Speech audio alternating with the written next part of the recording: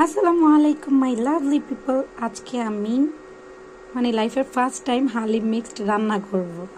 এই তো এটা থেকে বের করছি, পানিও গরম দিচ্ছি, আর আম্মু মাংস রান্না করে দিচ্ছে, গরুর মাংস। হ্যাঁ, এইটাই তো সবচেয়ে কঠিন, এটাই আম্মু রান্না করে দিছে। যাই হোক, আর অতটুকু আমি কাজ করে দিতে পারবো। সবাই আমার সাথে থাকেন। এই একটা রাঁধুনি হালিম মিক্সড দিয়ে কয়জন? অনায়াসে 4-5 জন খাইতে পারবেন, আর ধরতে গেলে 6 জন। আর এর থেকে বেশি কেউ রান্না করতে চাইলে 2টা রান্না করবেন, তাহলে ঠিকঠাক হবে। বাট একটার জন্য 4-5 জন ঠিক আছে। গরম পানি করা হচ্ছে কারণ এই যে চাল ডালটাকে ভিজিয়ে রাখবো ফুটন্ত গরম পানির মধ্যে, তাহলে তাড়াতাড়ি রান্না করা হবে। আম্মু অ্যাকচুয়ালি গরুর মাংস রান্না করে দিছে, বাট এই মশলাটা সে মিক্সড করতে ভুলে গেছে। কারণ আমিও তো ফার্স্ট টাইম রান্না করছি, তো আমি তো আর জানি না। তো আমি এখন এইটা রান্না করার মধ্যেই মিক্সড করে দিব, দেখি কেমন টেস্ট হয়। এখান থেকে কিছু অংশ রেখে দিব, রান্নার শেষে মিক্সড করব, তাহলে নাকি অনেক ইয়াম্মি হয়। দেখি কেমন হয়। সবাই তো কইরে, ফার্স্ট টাইম রান্না তো একটু বাজে হইলে সমস্যা নেই, আমরা ওই তো ওই মশলাটা দেই নেই, তার জন্য আর একটু পানি দিয়ে দিলাম। এখন সেই মশলাটা দিয়ে দিব। যাই হোক, আর কিছু অংশ রেখে দিব, লাস্ট মুহূর্তে এটা মিক্সড করে দিব, তাহলে আরো বেশি মজা হবে। হ্যাঁ, এখন ঠিক আছে। হ্যাঁ, এই যে এতটুকু রেখে দিলাম, আপনারাও চাইলে রেখে দিতে পারেন। ওকে, পানি গরম হতে থাকুক, এটা আমরা একটু নাড়াচাড়া দিয়ে নিই।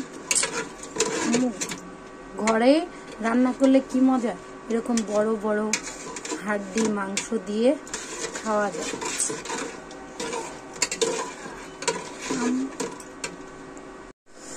কালারটা সেই এসেছে,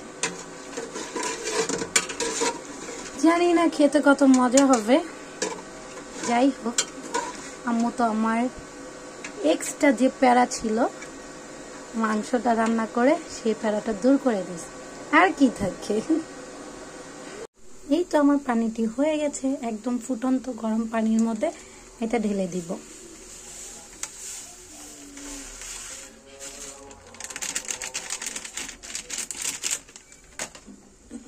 সবাই বলতে পারেন যে কতটুকু পানি অ্যাকচুয়ালি দিবেন।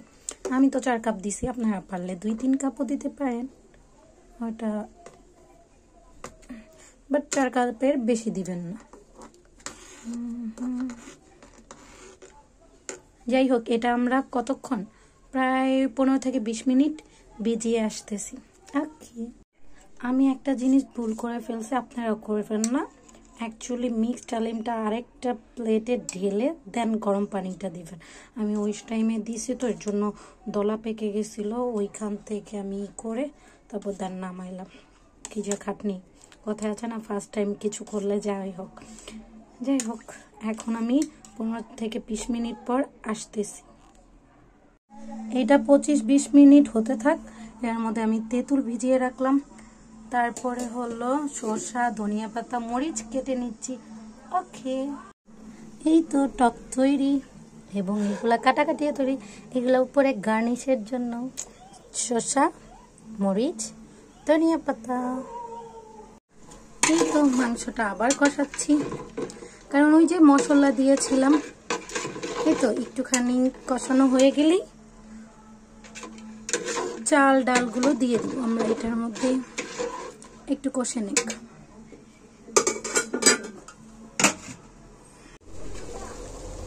এই তো মাংস, এখন এটার মধ্যে আমরা ওই যে ফুটন্ত পানিতে চাল ডালগুলো রেখেছিলাম ওইগুলো দিয়ে দিব। তারপর যদি মনে হয় পানি কম হয়েছে, তাহলে পানিও একটু অ্যাড করে নেবেন।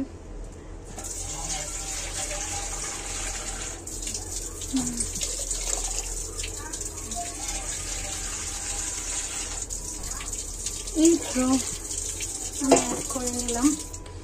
এর মধ্যে একটু হওয়ার পরে একটু চেখে দেখবেন, যদি লবণ কম হয় লবণটাও দিয়ে নেবেন। আশা করি আমার আর লবণ লাগবে না। আম্মু মাংসের মধ্যে সব মশলা দিয়ে দিয়েছিল, লবণ দিয়ে দিয়েছিল। কালারটা দেখতেই কত সুন্দর লাগছে, তাহলে আরো বেশি ভালো লাগবে। যাই হোক, এখন একটু নাড়া দিয়ে ঢেকে দেব। নতুন নতুন জিনিস রান্না করতে মজাই আলাদা।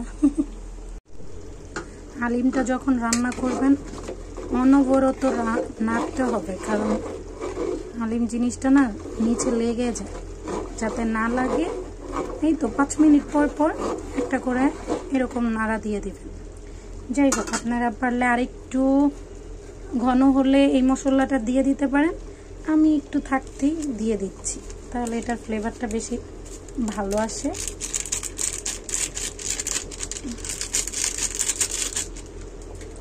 এই তো দিয়ে এখন সুন্দর করে নাড়া দিয়ে ঢেকে দিব।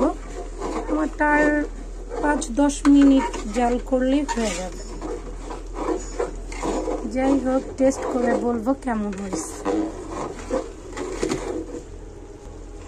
অনেকের দেখেছি যে হালিমটাকে ওই যে ডাল যেভাবে ওই যে বাগার দেয় না, ওইটাও করে, কিন্তু আমার ওইটা পছন্দ না, তার জন্য আমি করব না। কারো যদি পছন্দ হয়ে থাকে বাগারও দিতে পারেন, প্রবলেম নেই, বাট আমি দিব না। এই তো আমার আর কিছুক্ষণ পরেই হালিমটা হয়ে যাবে। ঘনত্ব বাড়তে থাকবে, সবাই একটু সেভ হয়ে মানে হালিমটা রান্না করবেন, কারণ এটার বলকে যে ফুটন্ত জিনিসগুলো আছে না, এটি শরীরে আসার সম্ভাবনা থাকে। এই দেখেন বাবুলগুলা, সো এইগুলার থেকে একটু সেভ হয়ে রান্না বান্না করবেন, বিশেষ করে হালিমটা। এই তো রান্না শেষ পর্যায়ে হয়ে গেছে।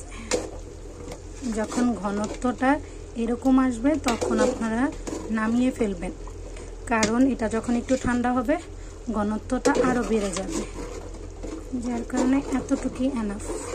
কেউ চাইলে আরো ঘন করতে পারেন, এটা যার যার ব্যক্তিত্ব ব্যাপার। ওকে, এটা ঠান্ডা হওয়ার পরে পরিবেশন করে আসতেছি। আমি প্রথমে ভেবেছি এটা 4-5 জন অনায়াসে খেতে পারবে, এখন দেখি না, এটা প্রায় 6-7 জনও খেতে পারবে, সমস্যা নেই। এই তো রান্না করা শেষ, এখন গার্নিশের পালা। বাসায় খেলে কি মন মতো বেশি বেশি সবকিছু দিয়ে খাওয়া যায়। একটু টক ফিনিশড। দেখতে এত লোভনীয় লাগছে, খেতে কেমন লাগবে ওয়েট, খেয়ে তারপরে আমি জানাচ্ছি।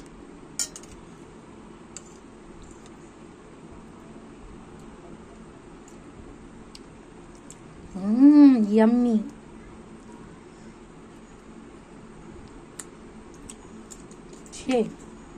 আপনারাও ট্রাই করে দেখতে পারেন।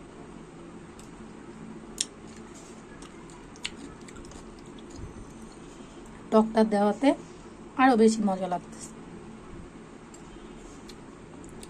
যাই হোক, ভিডিওটি ভালো লাগলে প্লিজ চ্যানেলটি সাবস্ক্রাইব করে লাইক কমেন্ট শেয়ার করতে ভুলবেন না। থ্যাংক ইউ, আল্লাহ হাফিজ।